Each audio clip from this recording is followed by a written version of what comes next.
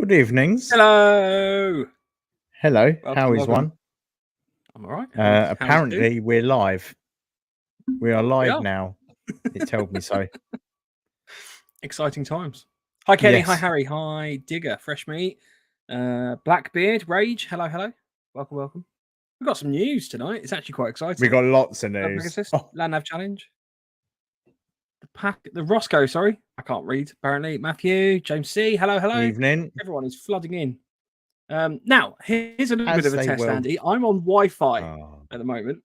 So I can plug it in, but apparently my Wi-Fi is faster than my cabled speed. So if it does start to duck out, someone let me know and I will whack the old cable back in. See how that goes. Right, lovely. Yep. After last week's adventures of fun. Debacle. Yeah. Oh, you can tell, James. All right. Okay, hang on. Let me fix it already. 2 seconds. I'll come back. I'm still here, Andy. I'm just going to mute the camera so not everyone can see me fanning about. I thought it was working rather well, but obviously not. All right. And I'm back. There we go. Hey. Right. So we're obviously talking about cooking systems tonight. We are unfortunately missing our esteemed colleague, Mr. the punished one, Lance. He can't be here tonight. So you know busy what we should with do? Work commitments. Yeah. You know what we should do? When one of us is missing, just have our picture just put there. Well, we could do that. Yeah. Moving forward. I was going to go down the route of getting cardboard cutouts and then just having them behind us. We'll get cardboard cutouts. We'll get two of each of us, and then we'll split them between the other two, and then I'm not sure if I could deal with you and Mike cardboard cutouts, you and Lance cardboard cutouts in my house. I think that'd be. Hi James. Hi from the three of us. Mike, I've sent you a picture on Messenger. Maybe it's of Lance. Ray says, "Are you doing a whole episode on transies?" Yeah. So Pretty I much. do have my transia. Got my transia here. That is on the list of things to talk about. But should we roll into some news? Yes, let's do some exciting news. Do some news. I take my gun and I go pew pew pew pew. News. Right, news. Andy, do you want to start? I'm just getting the picture that James sent us because it's quite sweet, and I think we should show it. So I've just got to work out how to do internet shit to make that work. So okay, no, that's fine. You start. So yeah, I'll start. So we have lots of news. The first one, the first bit of news is that loading? I don't know why it's not loading. I'm frozen. I think you killed my computer trying to load it up. That's all right. It was me that died. Shifty Rifts has been confirmed. The dates for it are the 25th, 26th of May. We will be there with a stall, from my understanding. So we'll Empire Airsoft with guests, which is quite exciting. I think obviously White Sphere Tactical are going to be there as well. And we are definitely going to be there. So come along. It's going to be a wicked event. And just before that, we're going to have Tony Whitmarsh on as well. On the 3rd of the 4th. Yep, 3rd of April. I think it was 3rd of April. To have a chat with us, go through what's going to be going on there. So that'll be a good interview. So join us then as well. Sorry, I was just checking it was the 3rd of April because I blindly followed you into that. I was like, oh, better just check that one. So. Do you want to go through the possible tour that we're thinking of doing? So on the build up, this is something that we've been discussing for a little while, actually. On the build up to Shifty Rifts and essentially other events in the future, which we'll come on to in a second.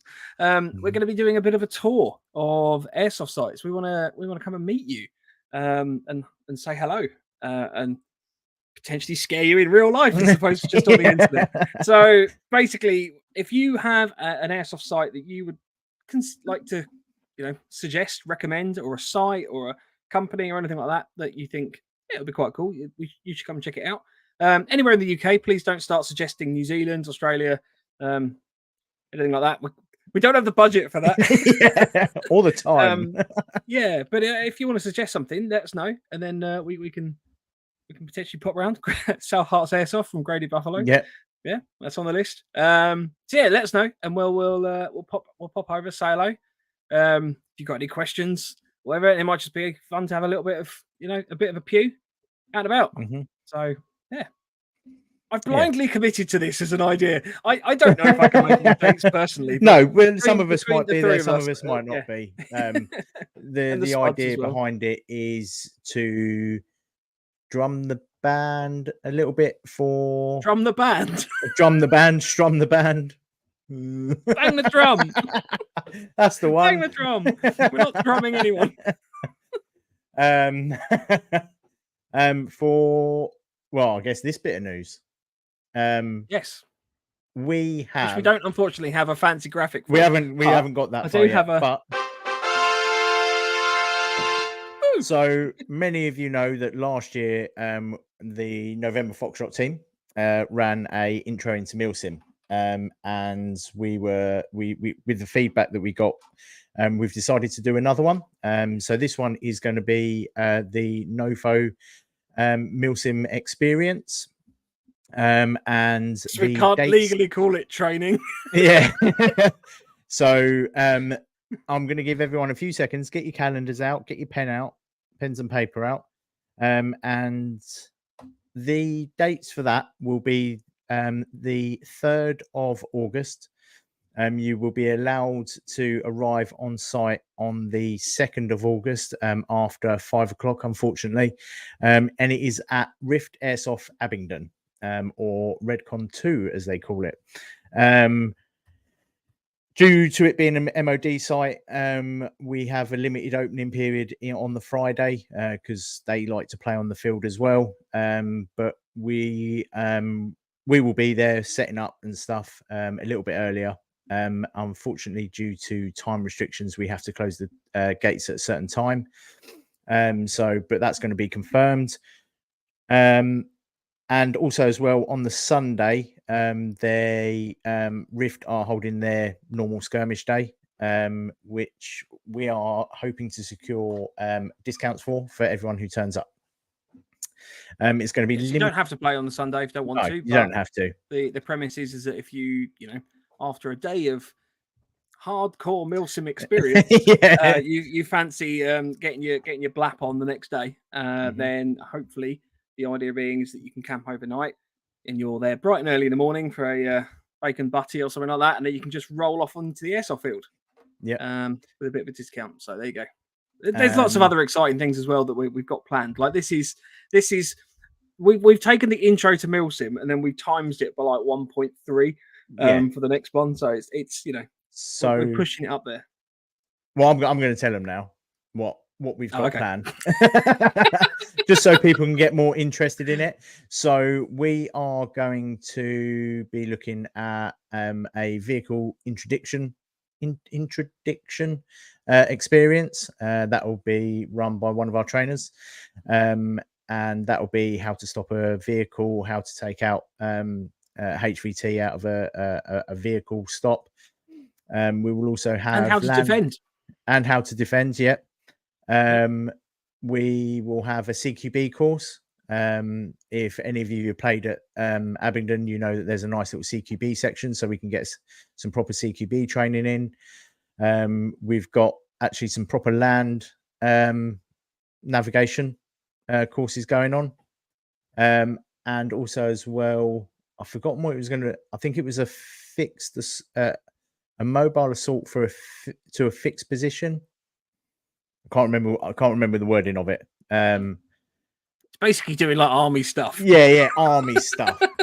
So any of you that went to last year's one, you know that we do try to put a lot of effort into it. And with the feedback that you guys gave in regards to wanting more time on the training, we're looking at basically each section is going to have a 2-hour section or of training for each section. and then we'll stop for lunch, but there'll be no shooty. Because obviously we've coincided it with Rift. You can have your shooty on the Sunday for them.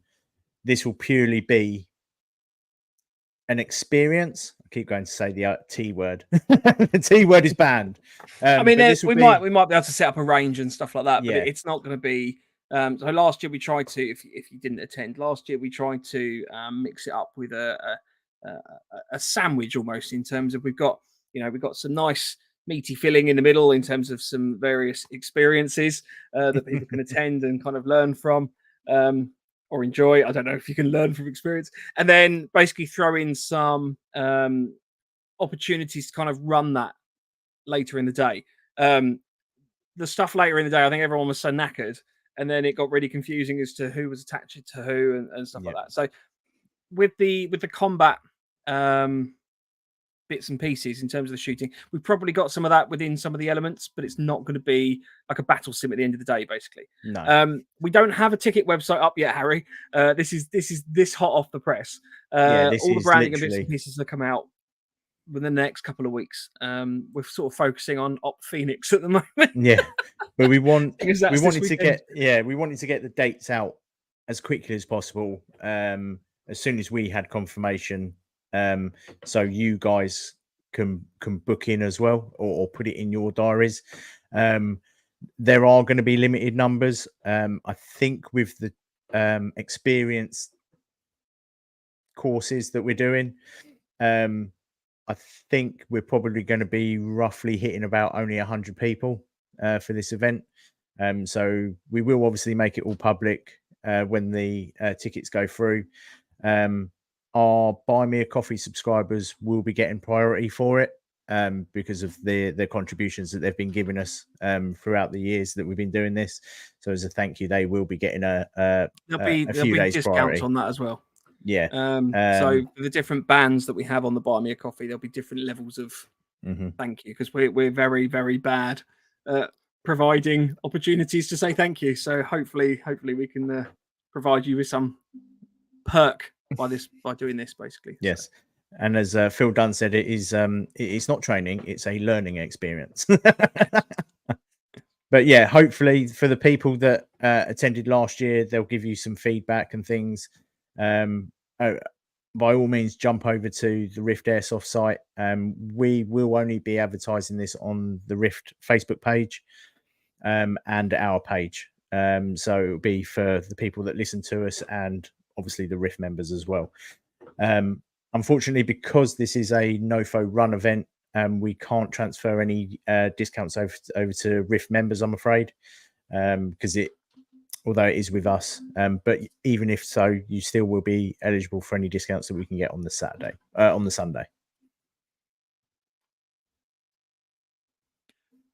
not 100% sure what that meant. If you're a Rift member, you can't get a discount on the discount, is what we're saying.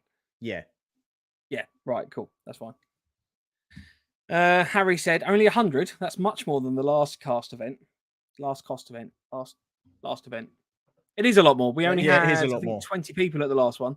I mean, we say 100 tickets. Whether we sell 100 tickets, who knows? But that's basically our that would be our maximum. Yeah. I think the capacity of the last one was 30. Yes. From memory. So yeah. But yeah, it's in August this year as well. So fingers crossed, it might be a little bit more sunnier for us. There will be camping. So if you wanted to test out kit and things like that, this is the time and place to do it as well. We understand that there will be experiences that you guys might not be interested in, but we have organised put something on. It's going to be done in a NoFo way. So hopefully, if that means anything to anybody, that's a good thing. I mean, we'll also have some other bits and pieces as well. So we got catering on site for the Saturday night. If we get enough people.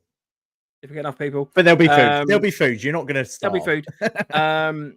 We're going to be doing some show and tell bits and pieces as well. So we'll have sort of a little area for sort of camp setups and stuff like that. So it's not just purely a experience thing, and then you're kind of left to just fend for yourselves. We'll be having a bit more of a social in the evening as well. So we sort of try and go with like the kind of the food barbecue type thing. So yeah, it should be good fun. Yeah, lovely. Reem Geezer, welcome. And said we'd definitely be interested in going. Just keep tabs on our social and the Rift Facebook page that we posted the advertisement for this show on, and that'll be they are going to be the two main places that we're going to advertise, and on our website, of course. Once me and Mike sort out our lives. Right, actually, also says, are we able to post this around our socials also, or is it just allowed on the Rift and NoFo? So yeah, you can. You can share. You can share. It's just the advertisements for it will only be on the Rift or NoFo socials. But if you want to share that on, where else would they be out of interest? Because we didn't share it anywhere else last time. Yeah, well, it could be anywhere. Just out of interest. But you can share it. Everyone else can share it. I don't mind. It's just that I'm being lazy. That's basically what it is. We're not going to be putting it in the Daily Mail. That's what Andy's saying. But it might be on our OnlyFans account. We don't know yet. There you go.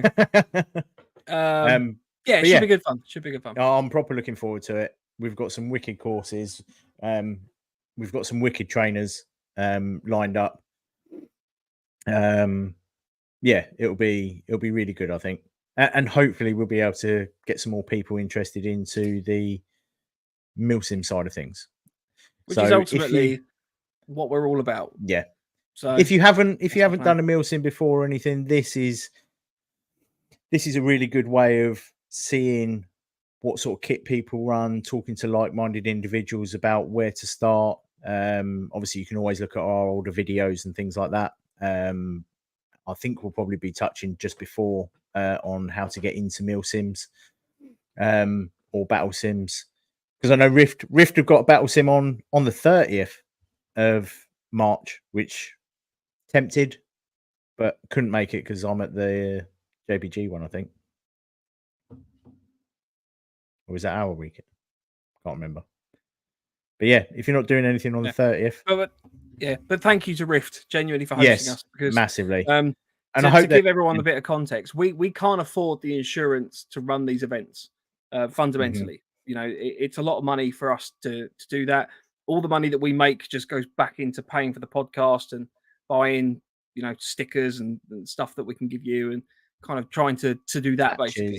And so we don't make any money from this, so it's very hard to earn any money. Basically, we're not trying to earn money, but to run an events company, that's not really what we want to be doing. We're sort of trying to dip our toe into it a little bit, just from the perspective of we've had some cool ideas for an event. We're not starting an events company, just to clarify. If you want good events companies, you've got, you know, Rift doing their stuff. You've got Octo Define. There's all these companies out there that are just so much better at running events than we are. But this is just an experience.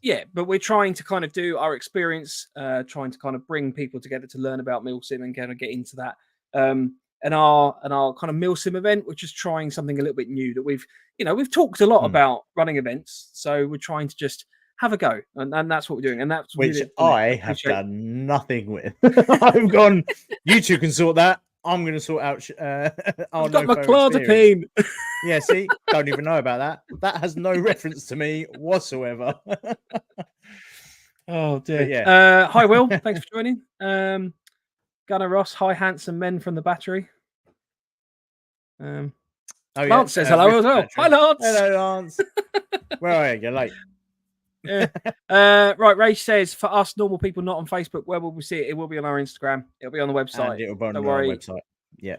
You will hear about it. It will be out there. And we will message you directly, Rage, because we love you. And we want you to attend. Phil says live stream for the learning experience. Maybe if we can. We can work that one out. We could possibly do something. No? Well, everyone will be carrying weapons. What, not if we do it in a tent. Well, this is us at the experience. You can't see nothing other than the tent around us. Fresh meat. Can I get a foot rub? If you want. I'm not very good at them, but I'll give it a go. Cool. Ray says, thank you, Andy. No worries, mate. Right. Hello, Rich. Hi, Ricky. Oh, they're all Pull a joining. pin and show us what it does. No, I'm not going to do that. Yeah, do it. Actually, a lighter. One of them's a lighter. The other one's just a mock dummy grenade. I don't know how much I can actually show on screen. But for the event we got this weekend, we are trialing a new, well, not really a new thing. Some events run it anyway. So red smokes being a fire kind of incendiary device. So we've got something called cladapine in this game, which is a yellow. We got one. So people can't see this, but we have a live chat on the right hand side of the screen, and obviously all your comments pop up. So we have Facebook, YouTube, which is our main, and then we have Twitch. And occasionally Twitch come along and they give us some amazing spam, and I get really for some reason yeah, for some reason I get really excited because it means that someone has taken the time to go, you guys have got no viewers, do you fancy promoting it? So I'm like, yeah, why not? Right, let's crack on. So the bit of news, the other thing I want to show, this was the photo that James sent in. So the McNairys and their lovely newborn. I apologize. I don't actually know if it's a boy or a girl off the top of my head. Oh no! Sorry, James. Yeah, sorry, James. But yeah, congratulations! But congratulations, genuinely, to you both. That's absolutely wicked. So, Mike or Michaela is a good name. Just saying. Right, let's. Should we end the Andy news? Bob's a brilliant name for all sexes. Oh, it's a boy, Oscar. Oh, Oscar. Oh, that's cool. Yeah. Well, welcome, Oscar. Mike or Andy, but yeah, never mind. welcome to Oscar, the newest member of the NoFo family. I'll tell you what, James, send me a message after the show with your address, and I will send you something. I'll send you something. Oh, here Anna we go. says, can we wish Patrick, aka Landnav Challenger, happy belated birthday, wishing him a smashing weekend. May he protect Mike from the evil top knot. The bearded boys are going to be after him. Yeah. Well, congratulations, Pat. Hope you had a wonderful birthday. Yeah. 26 suits you, mate. 26 suits you. Right, we've got a lot to get through in terms of cooking systems. So let's start. Shall we? I haven't, because I've packed all mine. No, that's fine. I've got them all, and then we can talk about them.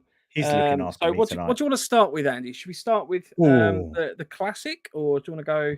Let's go. Let's leave Trangia till about halfway through, I think. Okay. Let's go. Right, let's go bog standard. Let's go bog standard. What you get in a ration pack? Bog standard. Right. Okay. Bog standard. Let's start bog standard. Yeah, bog standard. I want to talk about the so gas systems are predominantly the ones that most airsofters use. Mm-hmm. You get the little can of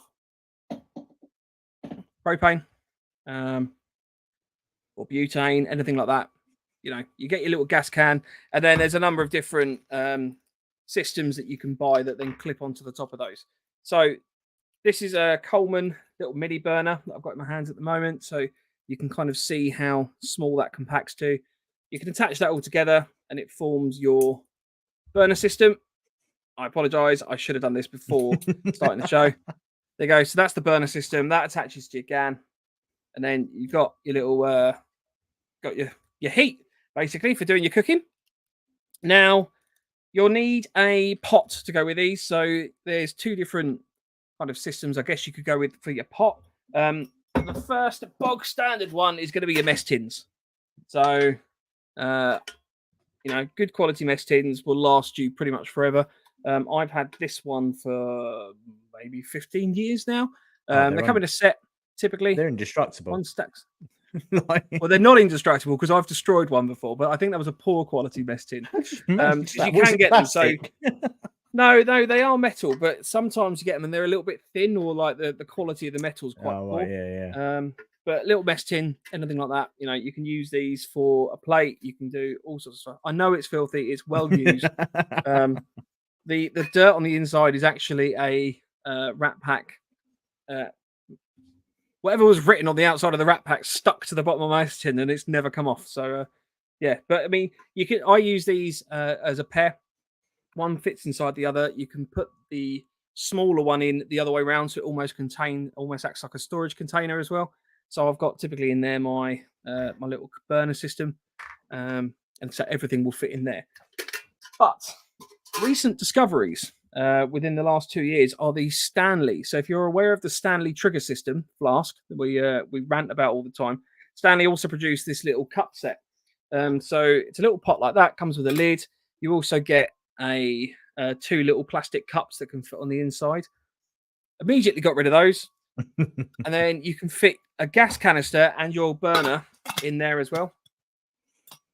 He says you can, maybe not that one, but you can get the small gas canisters. You can get those. That's awkward. The small gas canister you can get This in these fits. stands. This is a slightly different shape one. You can see it's not your kind of typical one, But it still fits in the top. Mike, you have could a still small use one, that as your which I lid, can go and though, get. couldn't you? Yeah, I'm just gonna go get it quickly. Hang on. Oh, that's going to frustrate him. Do you? Yes. Otherwise, do you use a gas system, Addy? So I tend not to. I tend to be the FRHs, or actually, to be fair, on 90% of the time I just use the FRHs, Right. because I've got water on me. Why faff around with extra weight when it's just a bag? That's my personal preference. Although this weekend I'm going to be trying the Flexi Stove out for the first time, so interested to see how that goes. But we'll touch on that in a minute. Yeah, we'll come on to that one. So the FRH, in case you don't know, is a flameless ration heater. So these are a plastic bag, which is annoyingly the one thing I didn't get. So I've got it, but I need to unpack it. No, that's fine. They're basically a little bag that contains a chemical element that you pour water on. That heats up, immediately starts generating quite a lot of heat. They're not the best at heating things up. They're good in a pinch, in my opinion. But you have to be really careful with making sure you're mixing the food around and kind of trying to get that heat to spread evenly across your so there is a knack to them. The one thing that I found personally is, because obviously I use them a lot, is if you really wanted something to be super hot, just open 2 packets and put the other packet can't speak now. Put 2 heater elements into one bag. That and half get your food hot, and it gets it hot quickly. Also, as well, when you add your water, put a little bit of salt in there as well. Get one of your salt packets out of your MRE, and just pour it in there, and it does increase the burn efficiency, so they get a lot hotter a lot quicker. Also, as well, having them almost like less than 45. I don't really know, like sort of that sort of angle to the floor, and have your heating element sort of in the middle, so it's heating up the water. That works quite well. But yeah, they're not bad. I mean, if you are, I find them particularly good if you've got them in the day sack or something like that. You're going out on a long patrol, and you're like, right, we're probably going to be wanting lunch about kind of halfway through the patrol or whatever. We might sort of, rest up somewhere, and we're just going to grab a bit of food, or a static position. Like if you're at Longmoor and you're going to be taking a building or whatever like that, and you've just got a period of downtime, you want some food. You've got the opportunity. You can slide a pouch inside those, nice and quick. But as Rich said there, it doesn't make you a brew. But I'm all right because I don't drink hot drinks. Yeah, which is one thing, which is why it works better for me than most other people, because I don't have hot drinks. I literally just drink water while I'm out playing. I might have a sneak sachet, but no hot liquids. So for me, I don't have to take that extra bit of water for a cup of coffee. I don't have to take a full burn system or anything at all, and I don't have to take up another pocket on my Bergen or add that. I know they're not super heavy, but that extra little bit of weight that you have to have for like one of the gas systems or something, which is why I'm quite interested to see how the Flexi Stove works. Yeah, well, I'll show you that one in a second because I've got that here. Yeah. Let me just run back quickly to my Stanley system, the Stanley Cup. Nice. So yeah, this is the more typical size can, and that one goes in there no problem at all. So you can fit that in there. You've got extra space in there for your gas burner as well. So if you go with a little sort of mini thing like this, this one's Coleman, but you can get them from MSR. You know, I think there's one on like Amazon for like £10, which is proper dinky. So if you want like a little burner system and like that, then you can do that with those. Another little side thing that you might get. So if you have a remote burner system, so and by that I mean it attaches to the can via a hose. You have a hose, and then you have like a lower profile plate. You can buy gas can covers. So for anyone that's tried using gas in the winter, they can get quite cold. Isn't that the same as your toilet roll holder? It's very similar to the toilet roll holder, to be fair. But you can buy a little cover. So this is just a little insulating blanket that effectively sits around the outside of your gas can. You can zip that up, and then that keeps that warm. But what I wouldn't do is use this with a burner directly on top, because you will melt if you're not careful the top of the actual cover. Have you tried this? I haven't tried this, but I've seen someone do it, and it immediately made me think, well, that was silly. So yeah, I mean, if you kind of get an idea with the cooker there, you know, your main heat is only maybe like an inch or two away from the top of that, so that's going to melt. But they do work quite well if you've got the remote hose system. So I highly recommend that. Right. The other type of gas that I wanted to mention is your all-in-one stove systems. So this is a wind. I can't remember the name of it. Wind burner. This is the wind burner by MSR. You can get a load of different types of these. You've got your fire maples, jet boils. Again, there was some really random brand for there's like 15, 20 quid on Amazon. There's some odd ones on Amazon. Cook pot, basically. So I'll just show you this quickly. I'll take this apart and show you. Oh, look. Downward view, people. Yeah. So this contains your burner head, something like that as well. You've got your space for a gas can in. I've gone very white all of a sudden. That's your burner head. That goes on top of your gas can, like so. And then you can put your pot on top of that. And that is effectively your cook system set up. You probably want a pair of legs. So this one comes with a pair of legs. I'm not sure all brands do. I'm pretty certain that Jetboil do.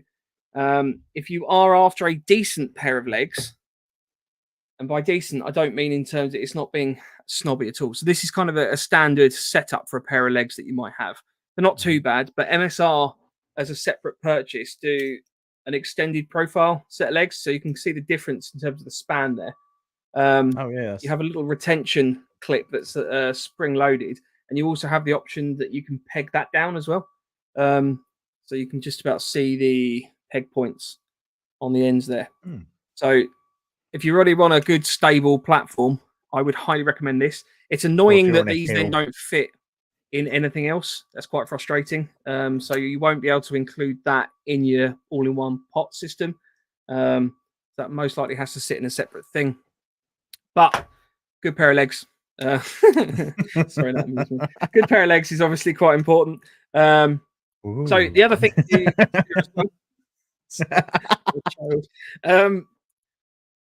lighting these, you get two different ways of lighting a.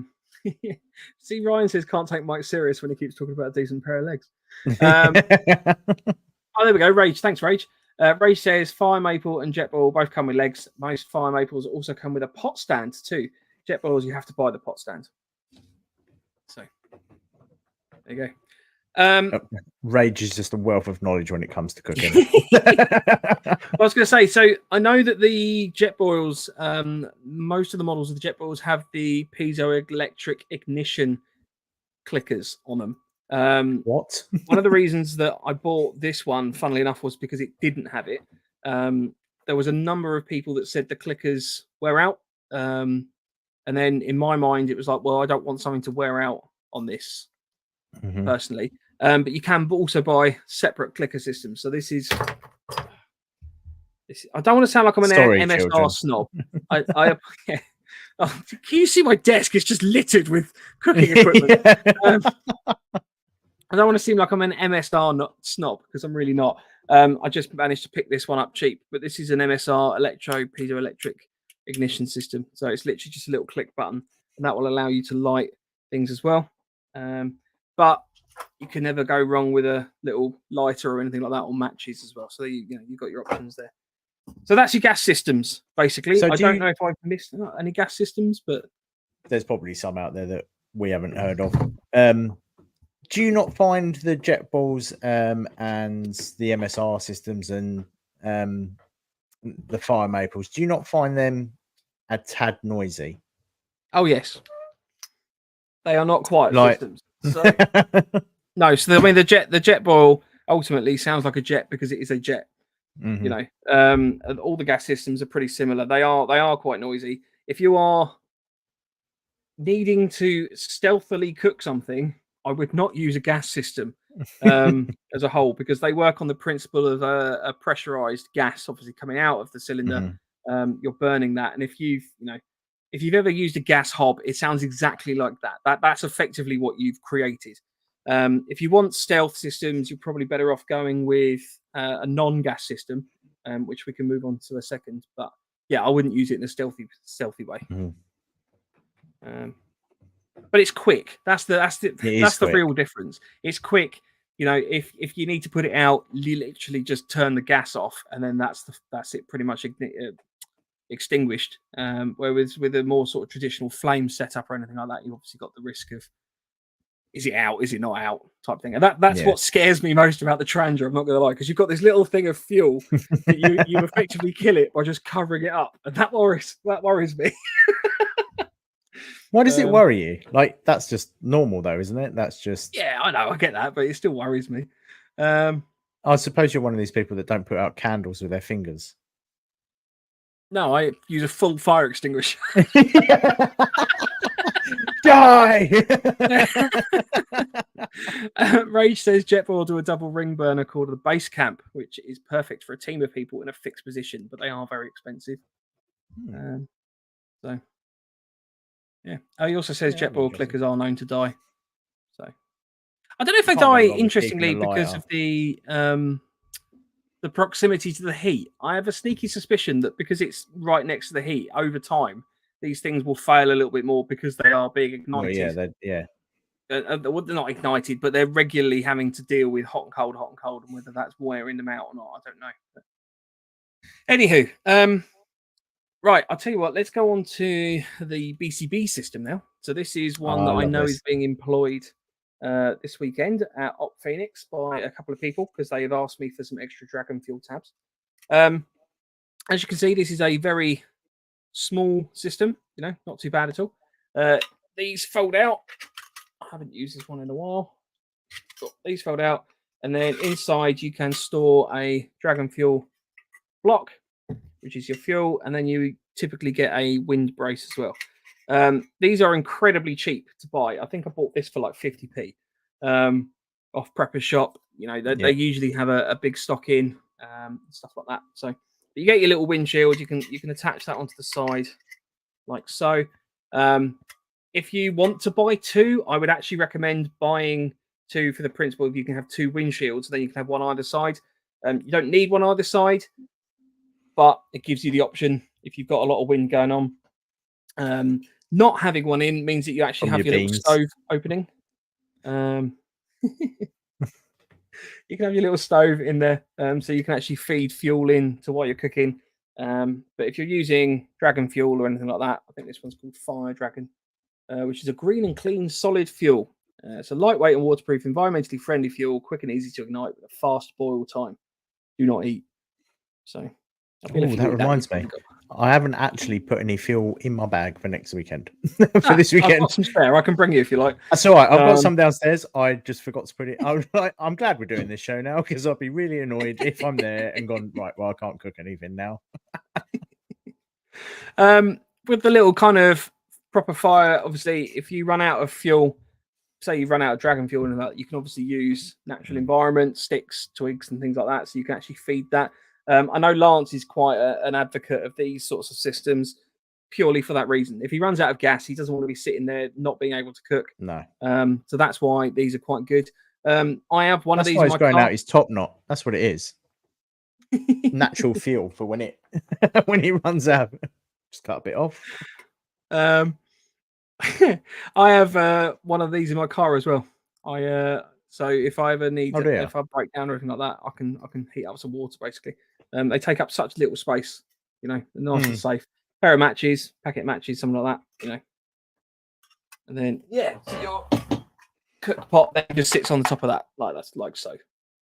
So that's probably one of the lowest profile forms of cooking that I personally own. And to be fair, like lower than the Challenger. You'd be surprised how quickly that warms up the water as well. Mm. Like it's not as quick as a jet boil, and personally, I don't think it's as quick as the Flemish ration heater for heating up food. But yeah, you get that boiling it, and off. It's pretty quick. Like you'd be surprised. I mean, this is the other benefit as well. You're obviously when you're on a meal sim. I mean, let's just broaden the subject. So when you're outside cooking, you're going to be cooking probably one of two things. So you're either heating up pre-made food in a bag, or we'll call that boiling water, because you're effectively just boiling the water. So you're either cooking pre-made food in a bag to heat those sachets and pouches up, or you're pouring that water into something that's like freeze dried to mix in on that front. So that's kind of your water element, or you're actually cooking. So if you've got a frying pan or anything like that, you're actually cooking sausages, steak, beans. I don't know. I was trying to make that all inclusive to vegetarians as well. Gluten free. I don't know.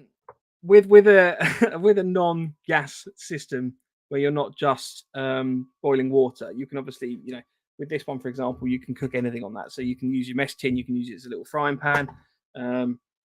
There's a variety of different things that you can use these for. But as Rage says, and Rich says, fuck no, not the BCB Hexi cooker. Rage says, my thoughts exactly, Richard. By the time that you've boiled your cup of water, you've already been discharged. He's also said that as long as there's no wind whatsoever, they're okay. They are horrible things. Horrible things. You're on mute, Andy, by the way. So for anyone that is maybe new to the show, Rage and Richard have experience with certain items, and there are certain items that they do not like. Well, Ryan's chipped in as well. I'd never go back to the Hex cooker. You could die of bored and wait for it to heat up.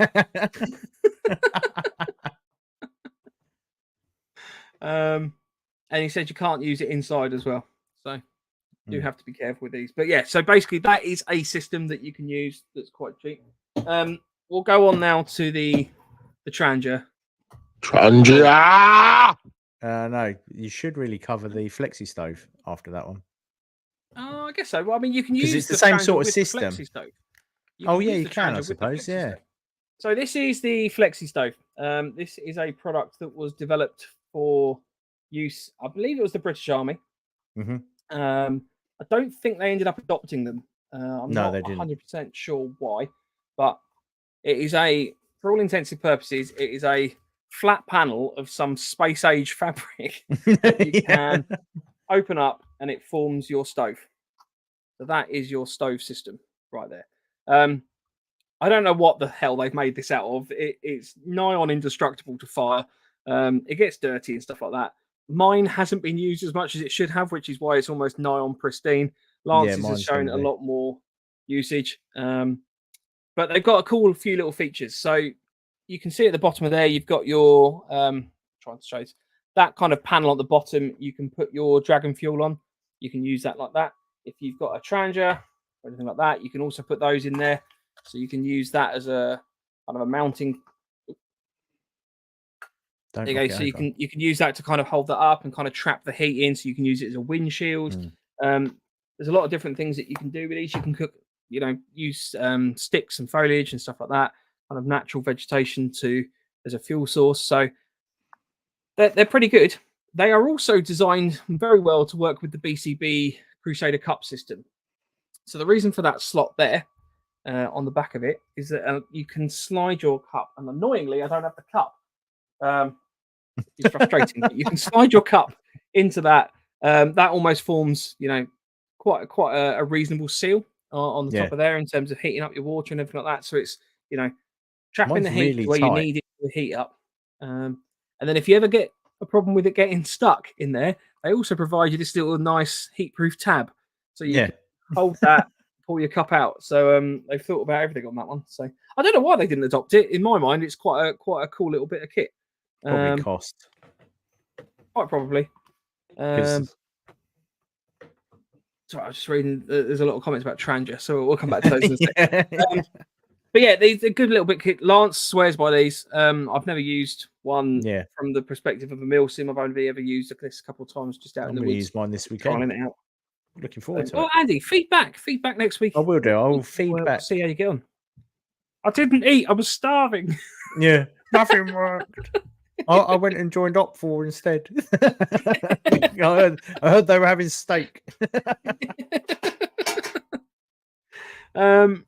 Right, so we've covered gas, we've covered kind of the natural fuel systems for the most common ones you like to use. One other one I did want to share, and this was actually a present that my brother bought me for Christmas last year. What, the mini barbecue? The little mini barbecue. So this is a you can tell I've used this a lot. This is a little kind of collapsible barbecue system, so you can basically it completely folds apart, and I'll pull it apart in a second once I've shown you. But you can use this as a little mini grill. You've got a grill plate that sits on the top of there, a little mesh, so you can actually cook on that as well. It's basically a posh PCB, isn't it? It is. For all intents and purposes, it's not really too hugely dissimilar. No. But it folds down, so if I pull that apart very quickly. Excuse the noise. That's Most what it folds considerate down to. people would have muted themselves. Yeah, well, I could have done, but I wanted you to get the full immersive experience. Yeah.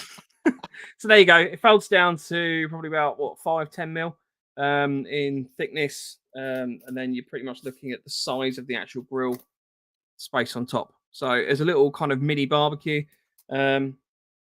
I would say that's probably mill sim proficient. If you're not going to be taking bagged food, something like that, or you want to be eating actual food out in the field for whatever reason, that gives you the opportunity to do so. To be fair, there is nothing better in my mind than proper food cooked outside rather than just your mess tin. That will fit on that, wouldn't it? Like that will heat up the more whole than thing. enough, yeah. Sorry, Like, it's not much bigger. Noise again. It's not much bigger than a mess tin. Well, look at that. That'd heat. Yeah. You can heat your mess tin. I mean, you could make toast if you wanted to. There's all sorts of things you could do with this one. So we're not going to cover portable barbecues, as Rich is saying, but yeah, little sort of barbecue options, anything like that. It gives you the opportunity that you can cook more elaborate meals if you really wanted to. Foie gras and bacon chips and yeah. You get a little bag with these as well, so it fits into the bags is quite a lot bigger than the actual nicely thing, camouflaged. Yeah, there you go. Right, so that ends my realm on flamed stuff. In terms of flamed stuff. How else do you eat stuff, anything? Mike? Well, no, but anything that's not like Rub petrol really based or whatever, like. Yeah, professionals as ever. There's two products I'd like to talk about now, which is the Trangia. And the Descatties kind of Trangia version as well, which we'll talk about in a second. So this is the Trangia. This was very, very kindly donated to me by one of our listeners. So thank you ever so much for that. Literally just went, what's your address? I'm going to send you something, and then gave me a Trangia. So thank you. So it is a pot in which you basically place some flammable liquid. You tend to use methylated spirits or white spirit. Yes, white spirit. Methylated. Yeah. Don't use white spirit. That's for you. I suppose you can, but it just stinks, doesn't it? Well, that's what I was thinking. It would be smelly, and I got those the wrong way around. I wasn't quite sure which one you would use. But you can basically fill your pot up with that. It comes with a lid that you can screw it all down, so that's nice and secure, so it's not going to go anywhere. Another option as well is you can store fuel in one of these. This is the Trangia I call it the fire extinguisher, but it's literally the antithesis of a fire extinguisher. This is full of fuel that they put it in. It's got a little safety valve system on top as well to sort of stop leaking when you're carrying it about. But yeah, you can get these in red or olive drab. So you've got a few little things. I was going to say red is probably not the wisest thing. Red is normally for putting like fire extinguishers for like putting out fires. If you grabbed that by mistake and threw that on the fire, you'd be really pissed off with yourself, wouldn't you? Yeah. Nice one, Tranger. So the idea of this is that you light the top, and then your flame is effectively coming out from the center there. You can get this piece as well. So this is a little plate which you can slide open. So you can adjust effectively it's the equivalent of like adjusting the gas on your cooker. So you're sort of controlling how much is burning at any one time, basically, or how much heat you're getting out of it. I guess you're not really controlling the burn per se, but yeah, you are a bit, aren't you? You're controlling. Yeah, because that's how you put it out. Yeah, but I think the whole thing is still a light under there, but you're not getting obviously as much heat coming out because you're not going to be getting direct flame coming out through the plate. So the plate would warm up, but yeah. By the by, so you get these little kits as well, and Tranger systems. You can buy the Tranger burner, which is that bit on its own, up to like the full cook system that they do. So you can have like all the integrated pots and pans and bits and pieces like that. But there we go, bit of advice there from Rage. With Trangers, don't put too much fuel in them, or they aren't as efficient. There you go. That's why you need your fire extinguisher shaped bottle of fuel. Yeah, just pour it on top. So, but there you go. So yeah, that's the Tranger system. Again, a nice quiet cooking method. To me, I haven't really found much difference between this and the BCB system in terms of boiling water, but that might have just been because I'm quite impatient and I did them at different times of the year. I will probably do an experiment at some point to kind of. I think Lance did one, didn't he? I was just going to say, if you go over to Lance's YouTube channel, which for the life of me I can't remember what it is off the top of my head, I will dig that out quickly. We'll put a link on the socials as well. He's done a comparison video between different cooking systems and the like, so you can kind of get an idea of how they look in the field and their actual use. It's actually a really good video. I would dig that out. Right, the Des Catties one. So this was given to us by Des Catties, one of the listeners. So this is again very similar to a Tranger. Similar in terms of how it works. It's completely different in terms of the internals. This has almost like the kind of wool that you get in some lighters and that. Yeah, it's a fire retardant wool, isn't it? Yeah. So basically, you can fill that with your fuel, and then you can light that, and then you've got a little mesh on top to kind of help distribute that, and effectively put that with something like the Flexi Stove again. You can place that in there, and then you've got your heat source basically. That's going to be my setup for this weekend. Well, you're running one of these? Yeah, running Des Catties. Nice. Give it a go. You gave it to us 2 years ago now. I feel like I need to cook some food with it. I feel like I need to give it a go. Yeah. So if you're interested in the Tranger or the Des Catties version, that's Des Catties, DESKATTYS. I think he's on. A little look up. I think he's on Etsy and on Instagram.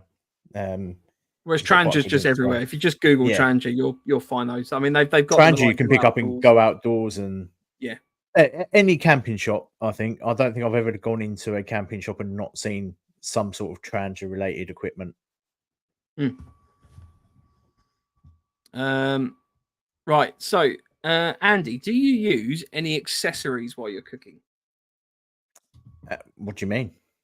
Narrow it down for me, like spatulas or fire goggles, anything like that. Well, not fire goggles, but like tools for cooking or anything like that.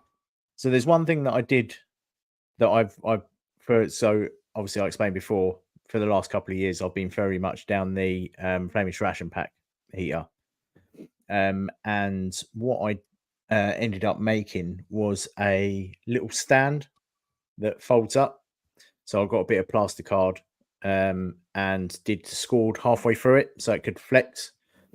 And literally that I've got so I can sit it wherever I want without having to use rubbish or anything at all. It's reusable, it doesn't melt.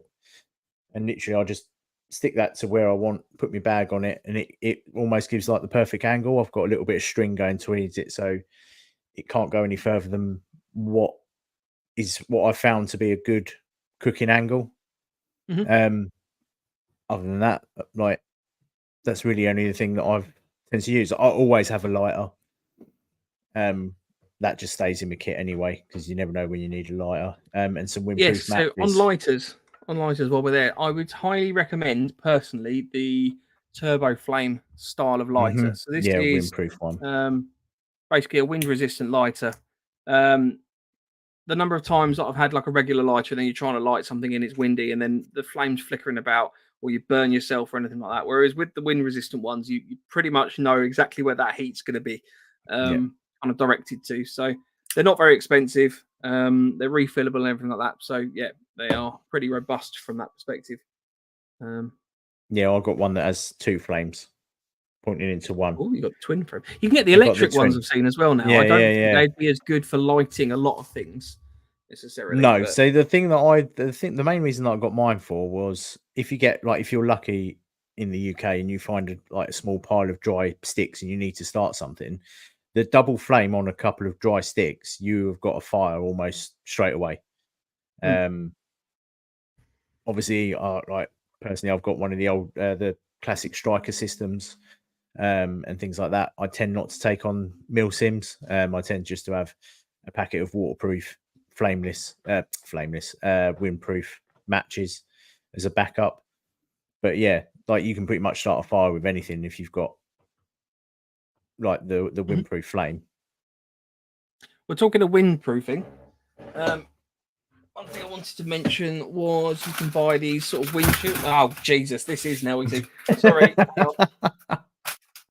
There you go. You can buy windshields. So this is a little collapsible windshield that I bought off of Amazon. There's a number of different ones on there that you can buy. It's effectively a series of 10 aluminium panels which are hinged together so you can form a circle around your cooking system. So depending on which cooking setup you've got, you have the ability to obviously massively reduce the amount of wind. You do need to be careful with these in terms of not completely sealing the thing that you're cooking on, because if you then want to get in and turn the gas off or anything like that, or kind of deal with that, you kind of have to go in the top where all the hot stuff is. So do watch out for those. Another little tip that I've seen of people, instead of using this sort of setup, which is kind of a rigid system, is almost using a tin foil setup. So you can almost make one out of aluminium foil, kind of get a reasonable length, fold it in half, and then depending on your width of the foil, you kind of get that height of wind reflection. So then you can of create a shape with that, really lightweight and everything like that. That's a little bit more heavier, the kind of the rigid one. So that's quite a useful little tool if you're trying to create a fire. If you look at Paul Messner, he's quite a good one on YouTube. Lance as well. Let me just bring up his YouTube. So youtube.com/@thepunished one. It's on screen now. He's done a really, really good video on cooking systems. So go and give him a little look up. But that's obviously Lance from the show. Just to clarify. Not a random Lance. That is not a random Lance. That is our Lance. Oh, top not king. Yeah. So I'll put that back up again at the end of the show, but it's at the Punished one on YouTube. There you go.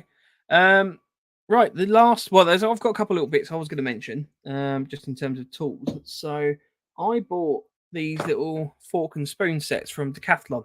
The reason I mention these is that they are coming out again. I've seen them in Decathlon. They're bringing out their camping equipment out of hibernation, ready for the summer. So if you are after a little fork for whatever reason, so always obviously have your racing spoon if you're going to be eating your food pouches and things like that. That's your long-handled spoon.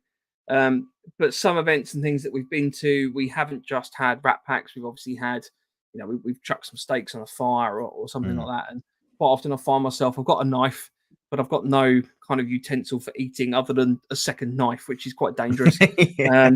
So these are the Quetcher brand. They come in a little pouch. I think they're only like £14, something like that, maybe less. So you get a little pouch, and then you get the fork and spoon. So they fold up nice and small. They pop out.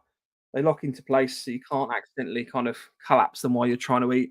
And then you've got your fork and spoon. What was that? I mean, in terms of my hand size, which I really appreciate is not necessarily a universal measurement, that's kind of an idea about how big they are. For those that know me, that's my head.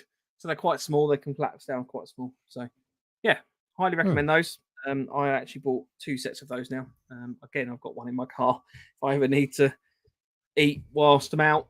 Especially when you've got kids and stuff like that. You want cutlery or anything like that. It's a bit of a nightmare. So, highly recommend those. Yeah. One thing that I've started doing is, although I've got my long spoon for the wrap packs, I've started. They give you the tear tab.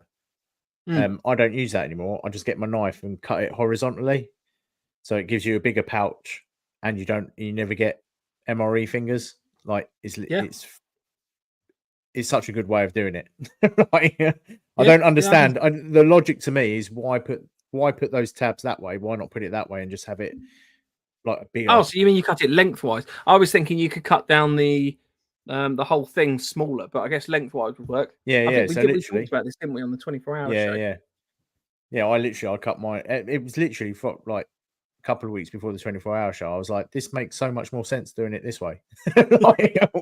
Why is this not standard practice anymore? But yeah, it is a good way of doing it. Yeah. Just in terms of lighters, this is definitely one of the coolest lighters I own. It doesn't come with the Cladapine label, but you get a lighter as a wind-resistant lighter in a grenade. If anyone's interested in that as a link, then let me know and I'll send it to you. Not that it will send you the link. Yes, I won't send you my actual one. The only other thing I wanted to mention is my little wind blower. This is just my extendable pocket bellows.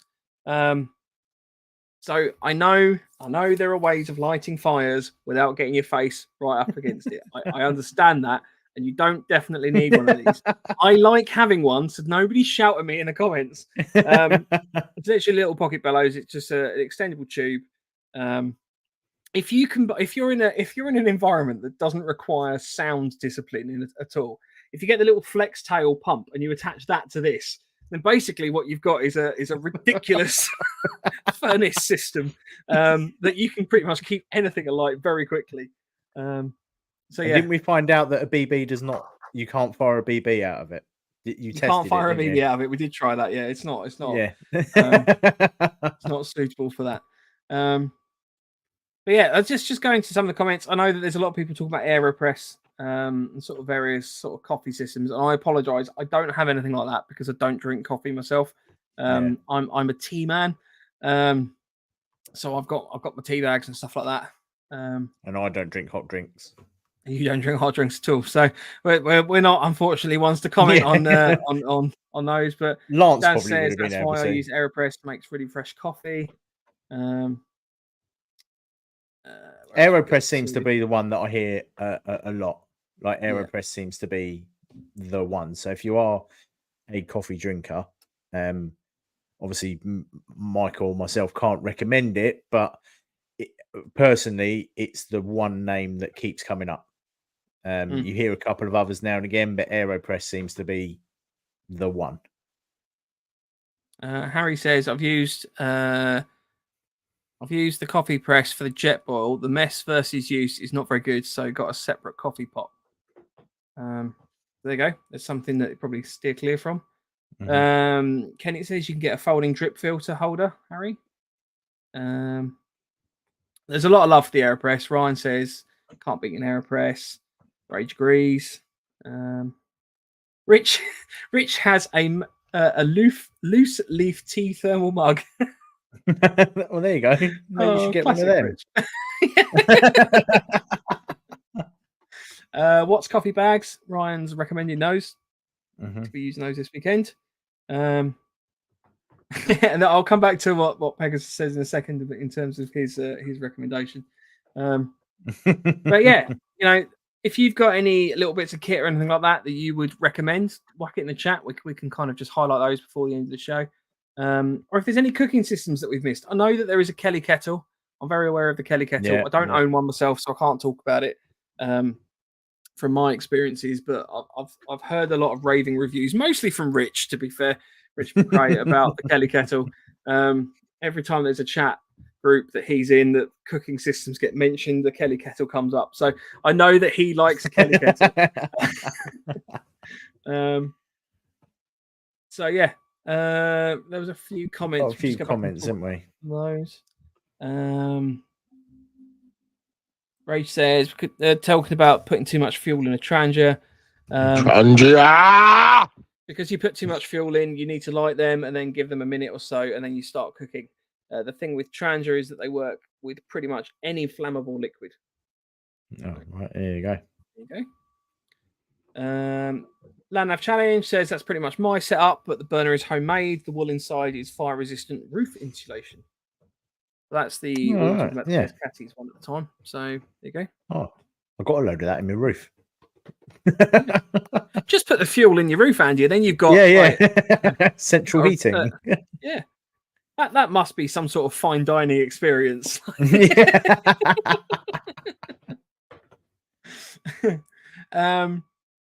Rich says one advantage with the Trangia is that outdoor air temperature doesn't really impact performance, unlike gas. So yeah, I mean, as said at the beginning, gas canisters, and you'll find this if you've got gas pistol mags and stuff like that as well. They can very much be affected by the cold. The way that these systems work is it's obviously filled with a liquid that slowly evaporates. I'll say slowly evaporates. It evaporates. It's under pressure in the can, so it evaporates, and then that's the gas that comes out. Any gas, liquids, and stuff like that of these sorts of natures are very susceptible to the cold from that front. So I was going to mention something else, then I've completely forgotten what it was. I like it when your brain fails. You can see it. It happens in an instant. It's like, oh, yeah. I'm sure it'll come back to me. We'll come back to that one. It's going to annoy me now. Harry says that mess tin would be launched on inspection. It's not that bad. I've seen worse. Rich says, watch the vapors from the flameless ration heaters. They are not good for you. Yeah. Yes. Yeah, they're not. Because I think it's magnesium, water. Isn't it? Don't drink the water. Oh, yeah, don't drink the water. That's printed on all of it. Water is not for consumption after use. No, there isn't an half rancid smell to it. Because I think it's magnesium, isn't it? I don't know. It's probably a magnesium compound. It's all the stuff that the Victorians used to eat. It's all in a bag, and then they just pour on it and it boils. The sort of stuff they used to give you to like cure the common cold. Like, drink some of this magnesium and cesium, it'll be fine. And this lead. Chew lead for 5 days, you'll be fine. You won't have a cold anymore, to be fair. Yeah.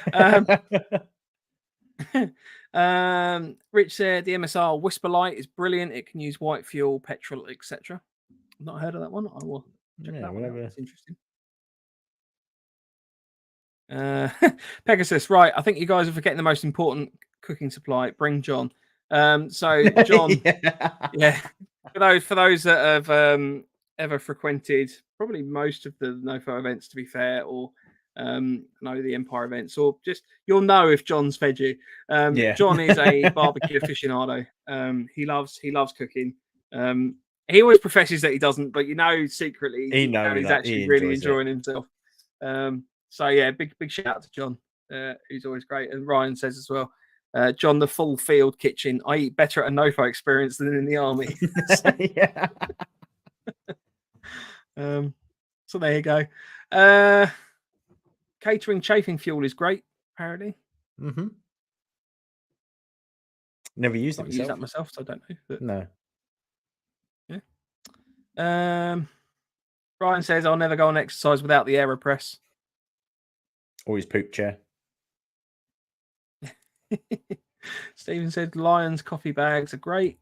Daz uses the DeLonghi. Not heard of DeLonghi.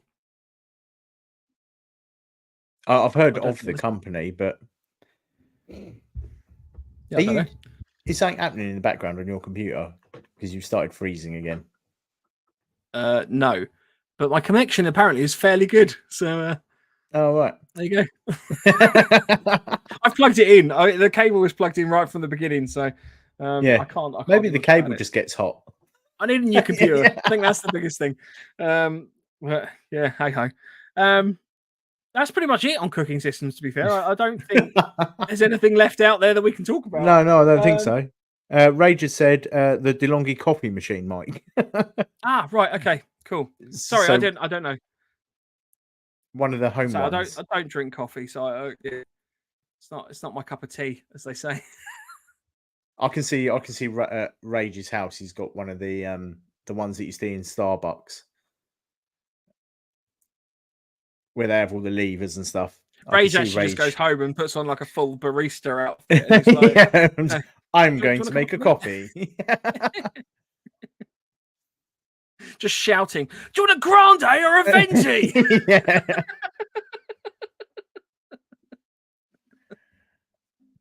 So, oh right. Genuinely, I think we've come to a natural conclusion on cooking systems. To be honest with you, be very interested to find out. This is probably Hang on. slightly genuinely has. Yeah.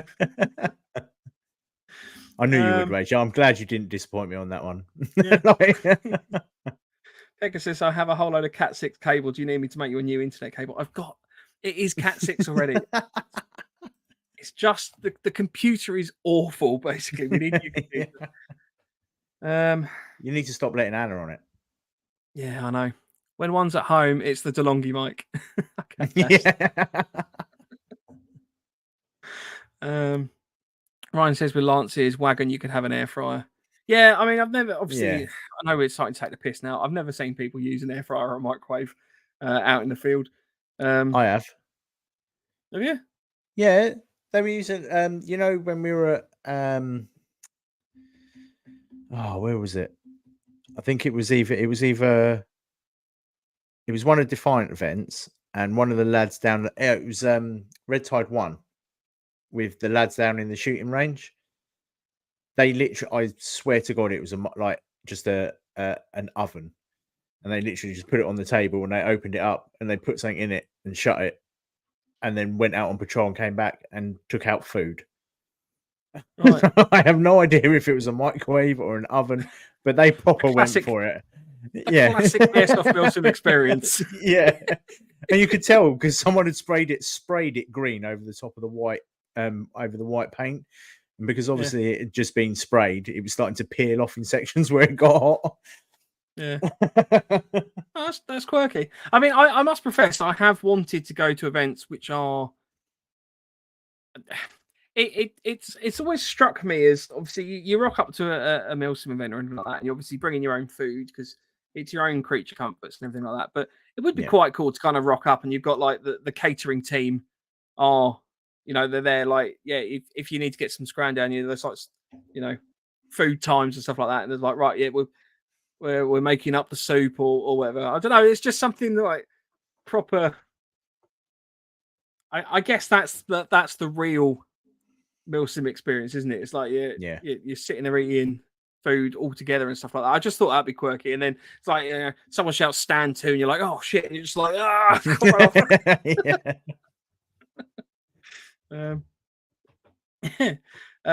Ray says RTL RT1 has a Jackery power station and a coffee machine. Nice. Wow. Yep. Harry says, what about fire pits, portable smokers, etc., i.e. for a fixed weekend location rather than rapid cooking systems?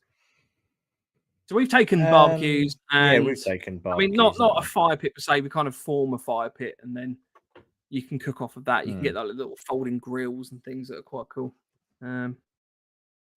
Yeah, the one thing that I quite like is, the mess tins that you got, the ones that fit inside each other, or the US ones.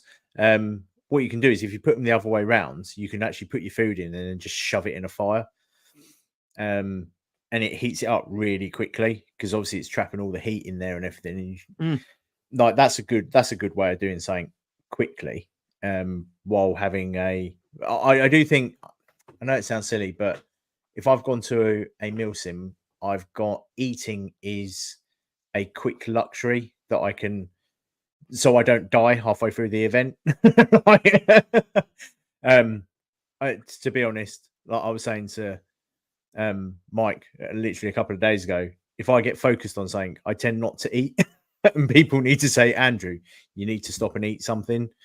So for me, sitting down and have something is I've paid to. I can eat if I wanted to. I could go and sit in the back garden and eat an MRE or something. I've come for the airsoft side of things. So having something quick to eat and then getting back out to do the patrol or go on stag or whatever, I think adds to the experience. So for me, having a slow cook system, yeah, it would be nice, but then you are losing someone to basically keep an eye on it. That would be my personal opinion, but I wouldn't. If I was up for, and depends on the role, doesn't it? If you're not running, if you're there as sort of civ pop or you're op or but kind of more of a civilian, more relaxed, then, you know, you've got the capability and the time to do that. That can actually add to the atmosphere a little bit. You know, you've got a little community barbecue going on in the corner. Like you've got people patrolling around, feeling very jealous about other people sitting there eating food. I remember at Op Machiavellian, the first one, where we could hear the fire that Rage had in the police station with Mike and Paul and that, and it was quite envious. Not gonna lie, sort of sitting there in the bush going, "Oh, that sounds warm." Yeah, I mean, you know, the slower cook systems, there's nothing wrong with those at all. From the perspective of obviously carrying around in the field, they're less practical from the point of it's quite a bulky system. Fire pits, you know, that's obviously not bulky. You can form a fire pit. You can get everything from a tiny little campfire to a big elaborate sort of stone encircled pit with all sorts of weird and wonderful features if you'd like to. But yeah, I mean, ultimately, it's horses for courses almost on that front. I mean, if you're going to go to an event and it's something like Octo, which is kind of an 8-hour game, and then you stop in the evening, then you're probably going to want something more like an actual barbecue fire pit type thing. But you're not going to be at OpMac 1. Could you smell the kebabs? I couldn't smell the kebabs, but it definitely. I know that. I think it's even written in the briefing notes that we had that we were writing out. It's like, you know, whatever time of day it was, hear a fire. That sounds warm. I'm pretty certain that was in the notes. So, but yeah, in terms of cooking systems, if you're going to go to an event where you are a lot more static, then something like that makes sense if you've got the time to do so. But for the most part, I would probably suggest that, depending on the event, if you're going to be going blue for or anything like that, you're probably not going to have that kind of same level of downtime. But it doesn't stop you from having things like sausages and stuff like that if you want to go down that route, or, you know, having like a little mini barbecue, something. Just at the end of the day, you're there to enjoy your weekend. If you sitting there enjoying a hot dog is you enjoying your weekend, then by all means do it. But then obviously understand that other people may be waiting for you to finish eating as well. So just bearing that in mind. Now, Richard's come up with a good one. He says, "What about snacks, like beef jerky, etc.?" So I was going to cover food because we'll talk about food as a separate episode. Obviously, this is cooking systems today. I don't want to kind of blur the lines. We've been shot down, Richard. We've been shot down. I don't want to blur the lines. I love beef jerky. About food. I love food. We all love food. Maybe we can do that next week. But we will do food as a separate thing. We're going to set ourselves a little challenge again. We've done a few of these before, so if you want to have a little roll back through some of the archived episodes where we've made ration packs for like less than a £5 or something like that. No, I think the last one was £10 maximum. I think the next one that we were talking about was to build one for under a £5. Yeah, because £10. Build one for 50p. Oh, yeah, grass. No, because I think we worked it out as last time. You can pick up a British Army ration pack for roughly about £10.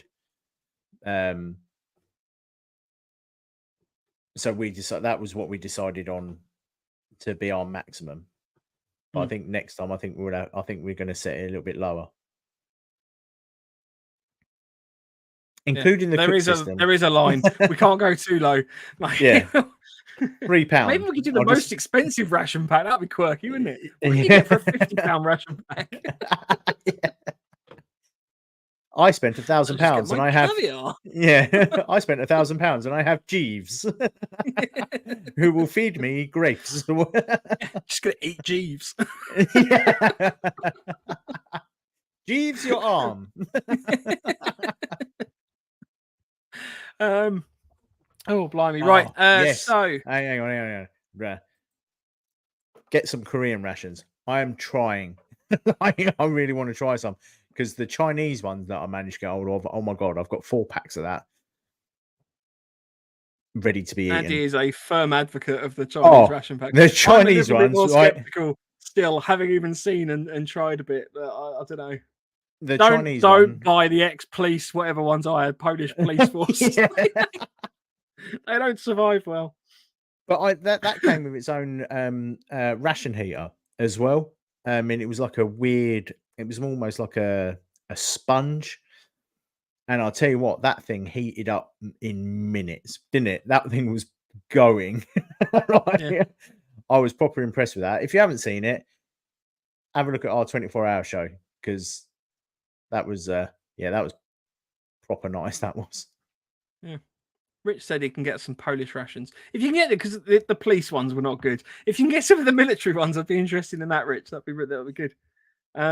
Harry says, I think you should do a Ready Steady Cook episode. Not only show it for a £5, but cook it and eat it too. There is apparently the challenge of eating a whole British Army ration pack in an hour or something. I don't see how that's hard. I'm pretty certain there was some sort of ration pack challenge. It's going to be the sort of thing that we learn and then it's a nightmare. Yeah. I'll have a look at that. Didn't Mike eat the mystery meat? No, I didn't eat the mystery meat. No, because when he opened the mystery meat, mold on it. Yeah, when he opened the mystery meat, there was a mystery meat smell as well that came with it for free. It was the furriness that was the problem. Yeah. Right. Ryan says, when Andy is being told off when he's been called Andrew. Oh yeah. Mrs. uses that a lot. Rich says £100 rations, Fortnum and Mason's hamper. That's not a bad idea. That is. Right. I think that's pretty much the end. Ray says you should have got Zulu to talk about his little stove project. Ooh. Which I feel like is what he was talking about, his little homemade. Oh, yeah. But if it's not, Zulu, let us know. James C says something I've discovered recently is the pill bottle stove. Uses pizza oven bricks soaked in methylated spirits. They're cut down and fit into a small bottle container with meth spirits in. Sounds interesting. I've not come across that. I'll have to look that one up. Does it work well, James? I don't know if you're still in the chat. I apologize. I know you sent that through an hour and 20 minutes ago. But let us know. Be interested to know. Right. I think that's everything. Daz says the enemy, the NoFo MIM experience, is on his birthday. Oh, perfect. Come along. Yeah. Spend your birthday with idiots. Ryan says at Rift, Lance did us a full steak meal off the wagon. Yeah, that was banging. And that was after we went and had all those burgers from. Yeah. He's going to put a pic in. I'll tell you what, Nav, or Patrick, even put it on the. You can put it on the groups and communities on the forum on our website. Which, if you are not aware of, we have our website, novemberfoxtrot.co.uk. It has groups, forums. It has a search function now, which is particularly exciting. Yeah. There's various blogs and articles that we're producing, put up there as well. The next we're trying to take on Facebook. Progress. Yeah. Yeah. Call me Zuckerberg. We're just there's a few articles and things on there as well. Yeah. We're just sick of Facebook and Instagram going, oh, you can't show that picture because it's a weapon or stuff like that. So we have set up our own sort of forum area. So if you wanted to show your weapons and things like that, you don't need to worry about it because it's us that control it. You could put any picture you like on there, your bum. There's terms and conditions. Read the terms and conditions. I don't care because I'm one of the admins, so I'll approve it. I have master control. Rich says the Rat Pack challenge is hard work. You drink far too many energy drinks. I can imagine that's a killer. You're just sitting there buzzing for like the next 3 days. Harry says, I've seen a video on using a tin of tuna in oil as a burner to heat a pot. Then you eat the hot tuna as well. I don't really like tuna. Stephen says, hobo cookery. Hobo cookery. Right, we're coming to that in a time of the day. So if you want to get in We touch with us, you can do so on our email at nofochat@hotmail.com. Our Instagram is at November_Foxtrot_NoFo, and the website is novemberfoxtrot.co.uk. Next week, we're going to be talking about typical duties at events. So we're going to be doing an episode on stag duty and patrol disciplines and the like. As trying well as a bit of a to come up- debrief. Yeah. Oh, yes, of course. We're having our debrief on our event. Yes, I that completely as forgot. well. Yes, good. We do that. So Big shout out to those going to the Defiant event as well this weekend. Yes, have It should fun. be wicked. And for those going to the Longmoor one next weekend, I am very jealous. And that's where I will leave it. And obviously, if you've liked the show and you've enjoyed us talking about how to cook food with systems, please give us a like on those like buttons. It just helps us break the algorithm and reach more people. I'll tell you what, actually, if you are classing yourself as a loyal fan and have Facebook, which I appreciate Rage doesn't, Andy's You been can still like very on diligent. WhatsApp. Yeah, but you've been very diligent over the last few weeks in terms of putting things on like UK Airsoft community and stuff like that. Jump over on there and just be like, oh, NoFo is amazing. I love it. or just some quirky comments. It'll just be funny to read what pops up on there. Yeah. We'll do that next week. And as still, if you're new to us, give us a review. Choose an accent that Mike can read it out in, and he will read it out for you. I'm waiting for Slovenian, personally. Just so he has to research. Yeah. That's just generic Eastern European for me. That's all that's going to be. But yeah, obviously, if you are new, then please give us a review on Facebook, or where else can they leave reviews? You can't leave it on YouTube. I think you do other on Spotify places now. Yeah, Spotify, it's on Spotify, iTunes, anything like that. Just let me know. I'll put it on there. Then no worries. I have Rage. The NoFo event goes well, guys. I'm at Defiant, or I would have come along. Not a problem, bud. Yeah, no, that's absolutely fine. It's just awkward that the events have clashed annoyingly. It's just one of those things because we're gutted. Defiant. No, we're gutted. We can't go to theirs. Yeah. Rich is the same, so that's fine. That's not a problem. Yeah. So big shout out. Well, we hope you have fun, guys. Yeah, excellent event. It's going to be fun. But also, let us know how it went as well. Let us know how it went because we've got Clardipine. Cool. Right. In the meantime, we will see you next week, Wednesday at 8 p.m. Andy, do you want to have the closing words on cooking systems? On cooking systems, make sure that you cook your meat well. We'll see you next week. Say goodbye, Andy. Bye, Andy. See you later. See you later.